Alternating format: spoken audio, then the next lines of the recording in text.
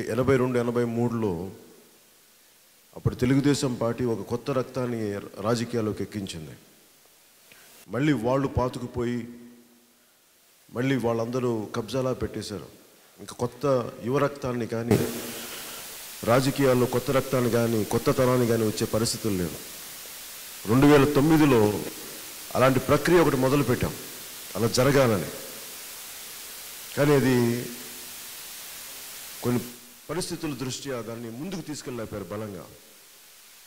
అంటే కేవలం బలమైన నాయకులు ఉంటేనే సరిపోదు, దానికి బలమైన అన్ని స్థాయిల్లో కూడా నాయకత్వం చాలా బలంగా ఆలోచించాలి. ఒక నిర్ణయం తీసుకున్నప్పుడు ఓటమికి గెలుపుకి పెద్ద అరుపులు పెడబొబ్బులు పెట్టేసి గుండెలు జబ్బ కొట్టేసుకొని ఉత్సాహంతో వెళ్ళిపోయి ఓటమికి కుంగిపోయి ఇలాంటి పరిస్థితులు ఆ రోజులు 2009 తర్వాత ముందుకు వెళ్ళలేకపోయాయి.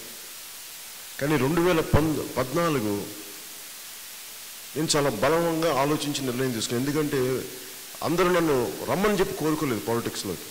నాకు నిజంగా అవసరం అనిపించింది. సత్యాన్ని మాట్లాడేవాళ్ళు, ధర్మాన్ని నిలబెట్టేవాళ్ళు, ఈ కులం తాలూకు వ్యత్యాసాలని ఒక సామరస్యపూర్వకంగా పరిష్కరించకపోతే సమాజం మరింత విచ్ఛిన్నం అయిపోద్ది.